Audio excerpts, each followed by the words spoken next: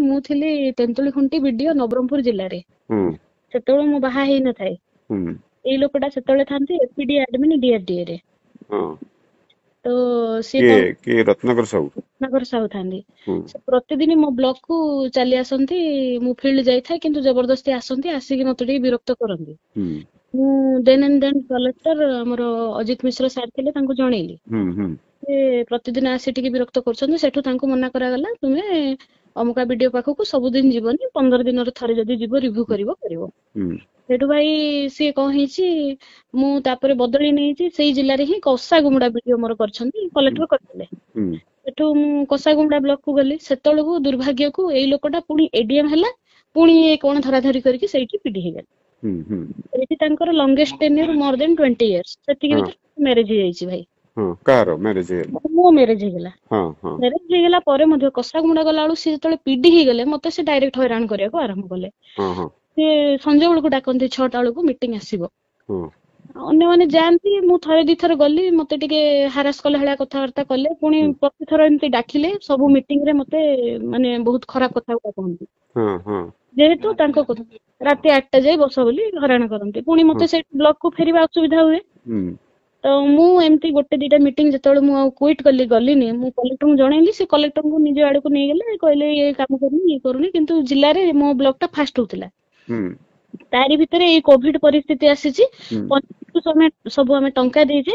ସିଏ ଗୋଟେ ମିଛ ଆଲିଗେସନ କଲେ ମୋ ନାଁରେ, ନା ଇଏ କୋଭିଡ ଟଙ୍କା ସବୁ ଖାଇଯାଇଛନ୍ତି। ହୁଁ ସିଏ ଏମିତି ଯେତେବେଳେ କଲେ, ମୁଁ ସେଇ ଜିଲ୍ଲାକୁ ଛାଡିଦେଲି, ବାଧ୍ୟ ହେଲି। ଏ ଲୋକ ସହିତ ଆଉ ହବନି। ସେ ହୁଁ ମତେ ସବୁ ମିଟିଂ ରେ ମତେ ଟର୍ଚର କରି ହାରାସ କରିକି ଖରାପ କଥା ଗୁଡା କୁହନ୍ତି। ହୁଁ ତାପରେ ସେ ମତେ ଏମିତି କଲେ, ମୁଁ ସେଇଠୁ ଜିଲ୍ଲା ଛାଡିକି କୋରାପୁଟ ଜିଲ୍ଲାକୁ ବଦଳି ନେଲି। କୋରାପୁଟ ଜିଲ୍ଲାକୁ ଯାଇ 2 ମାସ ହେଇଛି, ସେ ଜାଣିଲେ ଯେମିତି ପୁଣି ବିଡିଓ ହେଇକି ବସିଛି ନାରାୟଣପାଟଣାରେ, ଭଲ ହେଲାଣି, କଲେକ୍ଟରଙ୍କ ସହିତ ଭଲ ଟର୍ମ ଅଛି। ପୁଣି ସେଇଠୁ ସେ ଲେଖା ଲେଖି କରି ମୋ ନାଁରେ ମିଛ ଆଲିଗେସନ କରିକି କହିଲେ, ନାଇଁ 45 ଲକ୍ଷ ଖାଇ ଦେଇଛନ୍ତି କୋଭିଡ ଟଙ୍କା, ହୁଁ ଆଉ ବିଡିଓ ନିଜେ ଖାଇଛନ୍ତି। ଏମିତି କହି ମିଛ ଆଲିଗେସନ କରି ମତେ ସସ୍ପେଣ୍ଡ କରେଇଦେଲେ। ତାପରେ ମୁଁ ଦୌଡିଲି ସିଏମଙ୍କୁ। ମୁଁ ହଁ ସିଏମଙ୍କ ପାଖକୁ ଗଲି। ସେଠି ତାଙ୍କର ସବୁ ଫ୍ରେଣ୍ଡ ଥିଲେ। ସିଏ ମାନେ କୋଉ କୋଉ କୋଉ ଇୟର ର କଥା ଏ ଘଟଣା? ଏଇ ଘଟଣା ଭାଇ 2021-22 ର କଥା ମୁଁ କହୁଛି। 2021-22 ହଁ ଠିକ। ସେ 2022ରେ ମୁଁ ସେଠୁ ଯେତେବେଳୁ ମତେ ଇଏ କରାହେଲା, ମୁଁ ଯାଇକି ସିଏମ ଙ୍କ ଗ୍ରିଭାନ୍ସ ରେ ମୁଁ ତାଙ୍କ ବିରୁଦ୍ଧରେ ଦେଲି। ହୁଁ ସେ ମତେ କୋଭିଡ ରେ ଟଙ୍କା ମାଗିଥିଲେ।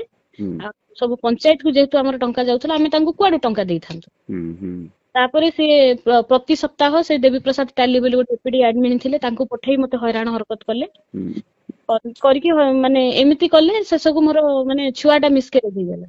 ମୁଁ ନୂଆ ଆରେ ବାହା ତାପରେ ଆଉ ମତେ ତ ସସ୍ପେଣ୍ଡ କରିଥାନ୍ତି। ମୁଁ ଆଉ ତାଙ୍କୁ ଲଢି ପାରିଲିନି, ଯେହେତୁ ଗଭର୍ଣ୍ଣମେଣ୍ଟରେ ତାଙ୍କର ଭଲ ହାତ ଥାଏ ନବୀନ ପଟ୍ଟନାୟକ ଅଫିସ ରେ। ହଁ ଏମିତିରେ ଆଉ କିଛି ହେଲାନି। ଶେଷକୁ ମତେ ରୂପା ମ୍ୟାଡାମ ବୋଲି ଜଣେ ଥିଲେ ଆରଡିସି, ବର୍ତ୍ତମାନ ସେ ଅଛନ୍ତି ସାଉଥର୍ନ ଡିଭିଜନ ରେ। ହଁ ହଁ ସିଏ ଆମ ସେକ୍ରେଟାରୀ ଥିଲେ। ମୁଁ ତାଙ୍କୁ ଯାଇକି ଦେଖା କଲି, କହିଲି ମୋର ଏମିତି ମିସକ୍ୟାରେଜ ହେଇଯାଇଛି, ଲୋକଟା ମତେ ଏମିତି କରିଛି। ରୂପା କିଏ? ରୂପା ମିଶ୍ର? ରୂପା ମିଶ୍ର, ରୂପାରୋଶନ ସାହୁ ଭାଇ। ରୂପାରୋଶନ ସାହୁ, ଓହୋ ରୂପାରୋଶନ ସାହୁ। ହଁ ହଁ, ସିଏ ବୁଝିଲେ। କିନ୍ତୁ ହୁଁ ହୁଁ ହଁ, ସେ ମତେ ବହୁତ ହେଲ୍ପ କଲେ। କରିବାରୁ ମୁଁ ସେଇଠୁ ପୁଣି ରିହିଷ୍ଟ୍ରି ହେଇକିରି ପୁଣି ଚାକିରି କଲି। ତ ଓହୋ ଇଏ ହାରାସମେଣ୍ଟ ଯେହେତୁ ମୋର ପ୍ରୋସିଡିଂ ଚାଲିଥିଲା, ମୁଁ ଆଉ କେସ୍ କରିପାରିଲିନି। ସେ ମିଡିଆ ଫିଡିଆ ଧରିକି ବହୁତ ହଇରାଣ କଲେ। କିନ୍ତୁ ପରବର୍ତ୍ତୀ ଡେଟରେ ମୋର ଡିପି ଟା ପୁରା କ୍ଲିୟର ହେଲା। ପୁରା ସବୁ ପ୍ରମାଣ ମୁଁ ଦେଲି ଯେ ମୋର ମାନେ ଟଙ୍କା ଖାଇବାର ମୋର କାହିଁ ସୁଯୋଗ? ଏ ତ ହୁଁ ସରପଞ୍ଚ ମାନଙ୍କୁ ଦିଆ ହେଇଥିଲା ନା ଦାୟିତ୍ୱ, ସେମାନେ କଲେକ୍ଟର ଡିକ୍ଲେୟାର କରାହେଇଥିଲା। ହୁଁ ତାଙ୍କ ମନି ସେମାନେ ହ୍ୟାଣ୍ଡେଲ କରୁଥିଲେ, ତ वी आर नॉट ରେସ୍ପନ୍ସିବଲ ଫର ହୁଁ ଦ୍ୟାଟ। କିନ୍ତୁ ଏଇ ଲୋକଟାର ଯେହେତୁ କ୍ରୁଦୃଷ୍ଟି ଥିଲା, ହୁଁ ମତେ ପ୍ରତିଥର ଯୋଉ ମାନେ ଖରାପ ଭାଷାରେ ଅଶ୍ଳୀଳ ଭାଷା ପୁରା ପ୍ରୟୋଗ କରିକି ମିଟିଂ ରେ ସବୁ ଗାଳି କରୁଥିଲା। ଜି ଜି ଆଜ୍ଞା, ଆଉ ହଁ କରିକି ପୁରା ମେଣ୍ଟାଲ ହାରାସ କରିକି ଆଇ ଲଷ୍ଟ ମାଇ ଚାଇଲ୍ଡ। ଆଉ ମୋର ପ୍ରଥମ ଛୁଆଟା ଖରାପ ହେଇଯାଇଛି ତା ଯୋଗୁଁ। ଆଉ ନାଇଁ ଏବେ କୋଉଠି ଅଛନ୍ତି ଆପଣ? ଦାୟିତ୍ୱରେ କଣ? ଏବେ ମୁଁ କଳାହାଣ୍ଡିରେ ଥିଲି। ସେଠିକାର ଚେୟାରମ୍ୟାନ ସହିତ କଥାବାର୍ତ୍ତା କରିକି ପୁରା ମୋ ଗାଡିର ଡୋରରେ 5 ଲକ୍ଷ ଟଙ୍କା ରଖିଲେ। ସେ କେସ୍ ଟା ଶୁଣିଥିବେ ଆପଣ ଭାଇ। ନା ନା ଏଇଟା ଗୋଟେ ଭିଜିଲାନ୍ସ କେସଟେ ହେଲା। କାହାର? ଭିଜିଲାନ୍ସ କେସ୍ କଲେ ଆପଣଙ୍କର? ମୋ ନାଁରେ। ହଁ, ହଁ ପୁଣି ମୋ ଡୋରରେ ଟଙ୍କା ଥୋଇଦେଲେ। ଟଙ୍କା ଥୋଇକି କହିଲେ ଆପଣ ରଖିଛନ୍ତି, ତାର ବି କିଛି ପ୍ରମାଣ ନାହିଁ। ହୁଁ ହୁଁ ଟିକେ ହଇରାଣ ହରକତ ମତେ କଲେ, ମୁଁ ସେଇ ସସ୍ପେନସନରେ ରହିଲି ଆଉ। ହଉ, ଏବେ ସସ୍ପେନସନରେ ଅଛନ୍ତି? ଆଜ୍ଞା। ଓହୋ, ଏଇଭଳିଆ କଥା ଅଛି। ହଉ ଠିକ ଅଛି, ଏ କଥାକୁ ମୁଁ ଦେଖୁଛି କେମିତି କଣ ଆକୁ ଆଜ୍ଞା ତାର ତାର ପୁରା ଇତିହାସ ଭାଇ, ସେ ବଦମାସ ଲୋକଟା, ତାକୁ ବଢିଆ ହେଇଛି, ମାଡ ହେଇଛି। ସେଇଟା ତ ଅଲଗା କଥା। ମୁଁ ଏ କଥାକୁ ନେଇକି ଏ ରଖିବି, ଉପରେ ରଖିବି, କଥା ହେବି ହେଲା। ଆଜ୍ଞା ବ୍ୟସ୍ତ ସିଏ ହଉନି। ମତେ ହାରାସମେଣ୍ଟ କରିଛି, ମୋର ଛୁଆ ମରିଯାଇଛି ତା ହୁଁ ଯୋଗୁ। ହୁଁ କିନ୍ତୁ ହୁଁ ଯେହେତୁ ସେ ଏତେ ଡରଉଥିଲା, କଲେକ୍ଟର ତା ସପୋର୍ଟରେ ଥିଲେ, ମୁଁ ଆଉ କିଛି କହିପାରିଲିନି। ମୁଁ ଏ କଥା ହୁଁ। ଆସୋସିଏସନ କୁ ବି ଜଣେଇଥିଲି, ଆସୋସିଏସନ ମୋ ପଛରେ ପଡିନି। ନାଇଁ ନା, ତା ପାଇଁ ତାକୁ ଏବେ support ବି କଲେ, ତାରି ସାଙ୍ଗମାନେ ସବୁ ସେ ଆସୋସିଏସନ ରେ ଅଛନ୍ତି। ନାଇଁ ନାଇଁ ଠିକ ଅଛି, ମୁଁ ଏଇ କଥାକୁ ଇଏ କରୁଛି। ଭଲ ନାଁ ଟା କଣ କହିଲେ ଆପଣଙ୍କର? ମୋ ନାଁ ଭାଇ ଅକ୍ଷମିତା କାର୍ତିକ। ଅକ୍ଷମିତା କାର୍ତିକ। ହଉ ହଉ ଆଜ୍ଞା, ଠିକ। 2011-22 ଏ କଥା ନବରଙ୍ଗପୁରରେ ସମସ୍ତେ ଜାଣିଛନ୍ତି। ହଉ ସବୁ ଷ୍ଟାଫ ଆପଣ ଯାହାକୁ ପଚାରନ୍ତୁ, ସେ ମତେ ବହୁତ ହାରାସ କରିଛି। ଆଉ ତାର ଇତିହାସ ଅଛି। ସେ ବରିଗୁମା ଜିଲ୍ଲାରେ ଥିଲାବେଳେ ତାରି ଯୋଗୁ ଜଣେ ସୁଇସାଇଡ କରିଥିଲେ ବ୍ଲକ ରେ। ହଁ ଆଜ୍ଞା, ଆରେ, ସେ ଷ୍ଟାଫ କୁ ବହୁତ ହାରାସ କରେ। ଆଉ ହଁ ନିଜେ ଗୋଟେ ମାନେ ନିଜେ ଗୋଟେ ସେ ଚିଫ ସେକ୍ରେଟାରୀ ଭଳିଆ କଥାବାର୍ତ୍ତା କରିବ। ହଁ ହଁ ହଁ।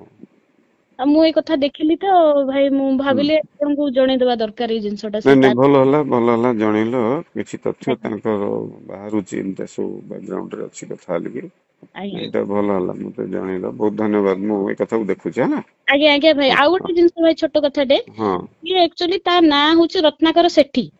ରତ୍ନାକର ସେଠୀ। ହଁ, ସିଏ ତା ଟାଇଟଲ ହଉଛି ସେଠୀ। ସିଏ ସେ ଭଦ୍ରକ ଲୋକ।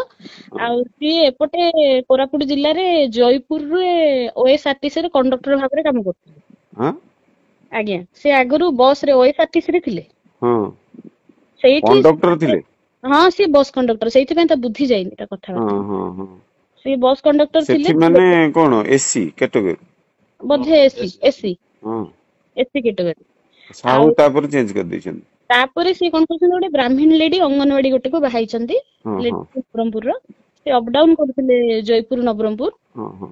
ତାପରଠୁ ସେ ତାର ଟାଇଟଲ ଚେଞ୍ଜ କରିଛନ୍ତି ଆଉ। ଓହୋ। ସେ ଭାରି ଯୋଉ ଦେଖଉଛି ବ୍ରାହ୍ମଣ ଇଏ କଥାବାର୍ତ୍ତା କରୁଛି, ହଁ ମିଛ କଥା। ସେ ଏସି ଲୋକଟା। ହଁ, ହଉ ହଉ ଆଜ୍ଞା। ଠିକ ହେଲା। ଭଲ ତଥ୍ୟ ଯୋଗେଇଲେ, ବହୁତ ଧନ୍ୟବାଦ। ମୁଁ ଏଇଟାକୁ ଦେଖୁଛି।